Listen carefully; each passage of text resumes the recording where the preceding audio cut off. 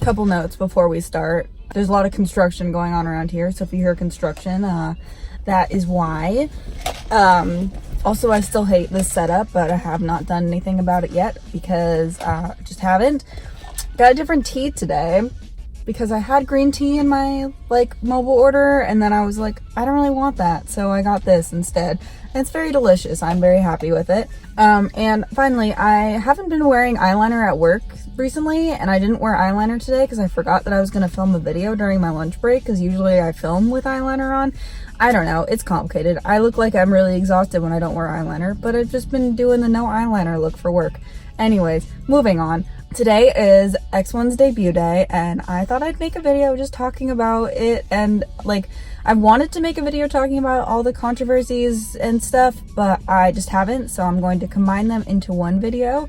And it's been my new favorite thing recently to just do multiple topics in the same video and then post one video instead of a bunch of short videos. I don't know, if you guys don't like that, let me know.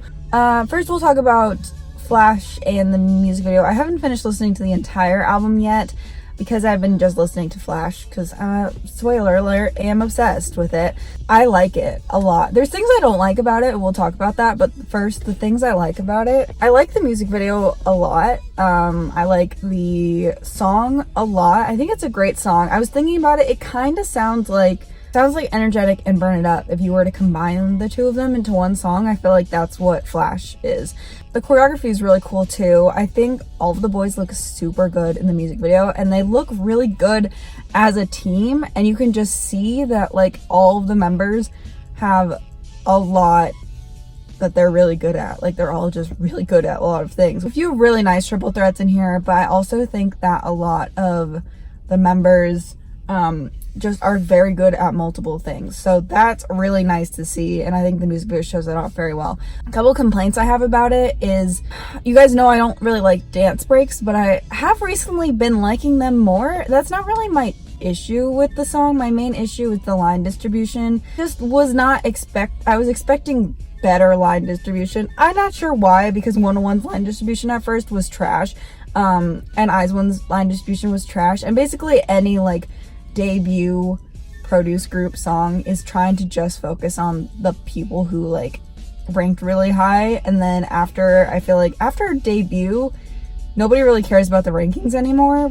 The only ranking that still matters is first place, but I bet you in the photo book or in something else there's going to be some sort of indication of who ranked what in the end of produce, even though it literally does not matter because they all made it to the group. That's what matters. The only ranking that still matters is Johan's, and obviously he's first. So yeah, so I have issues with line distribution. I think the line distribution could be better. There's some parts where everybody sings that I think if they had just had one or two people sing, the line distribution would be a lot better. And also if there was no dance break and instead they just did then it would probably be fine. So I'm not really gonna hold that against them. I will be looking at their next comeback though, just to kind of compare the two.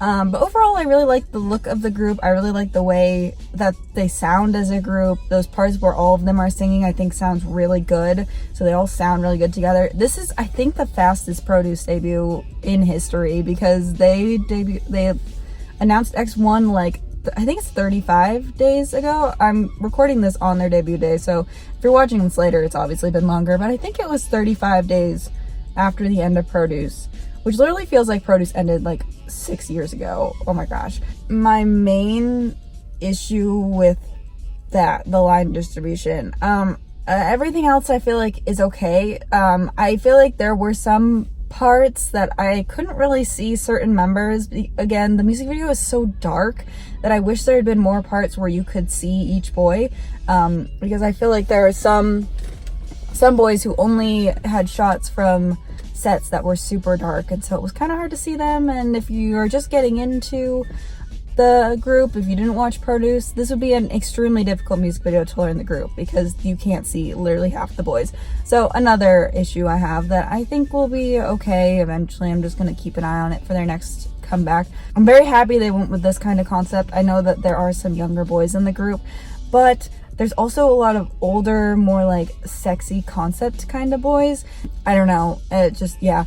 So that's really my thought on the music video. I watched a couple of their stages from their showcase this morning. I didn't get to watch all of them, but they sound really good. The songs sound really good. I'll listen to the album before my albums come. I think they haven't been shipped yet, but they should be shipped soon. So I'll talk about that in my unboxing, all of the songs and what my favorites are and everything, because I haven't finished listening to the album at this point. So look forward to my unboxing later this week. Also, my bias, I finally decided on a bias this morning. It's Minnie. Minnie's gonna be my bias. I was debating between 6 boys and then 4 boys, and then finally this morning I was like, I think it's gonna be Minnie. So Minnie is my bias of this group. I will be collecting his photo cards and everything, and but when he joins the Starship Boy group in 2.5 years, I'm gonna have to figure out who to bias between him and Moon Hyunbin, because I'm not giving up Moon Hyunbin. We will not.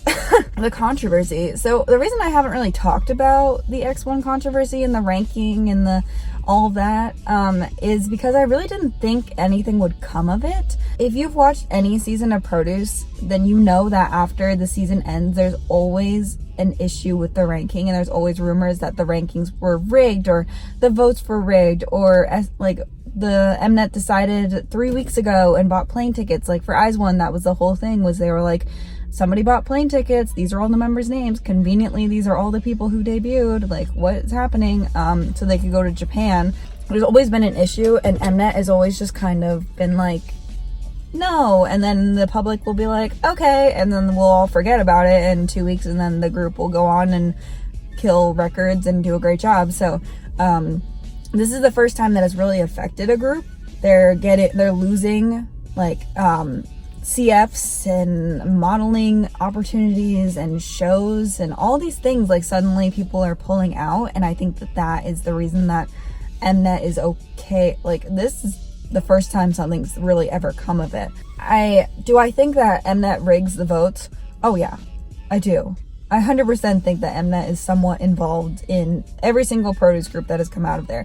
Upsetting, but I do think that there is a big influence of the fans voting too. I think that just from all the evidence they've showed for X1 that it was rigged, and I think for Produce 48 it was rigged. I think that, I don't know, 1-on-1 and IOI are a little harder to judge if it was rigged or not, but anyway, like, yeah, anyways, I think that it's one of those things that, like, it's like watching literally any elimination program. Like, is it really just the fans voting, or when you're watching like YG's like programs, and because we all saw how Treasure turned out now. Oh my god, that's very sad. Yeah, so I think that there probably is some sort of manipulation going on behind the scenes. I don't think the companies themselves are involved with it, really. I don't really know what to think, but I hope that it's kind of it for this, because I feel like anyone, like Mnet did that thing where they said, if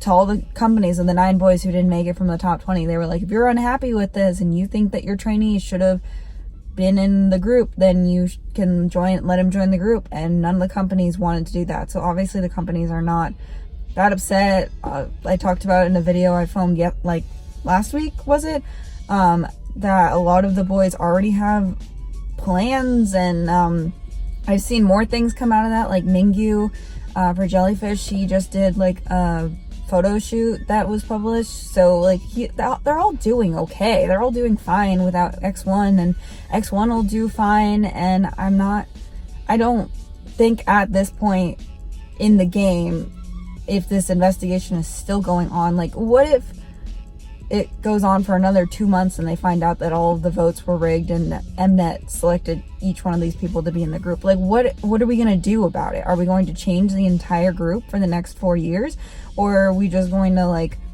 let it be and that's just going to be it? Or are they going to disband X1? Like what are they going to do? So it's one of those things that I feel like at this point maybe it doesn't matter that much. I think if they had said, I don't know, it's one of those things that I haven't really talked about, just because fair is fair. If you got into the group by fair voting, then you deserve to be into the group. And it's not every single member of the group whose votes is rigged, it's just a few of the members. But still, are they going to change up the entire lineup for the rest of their contract? Like, what are they? I don't know.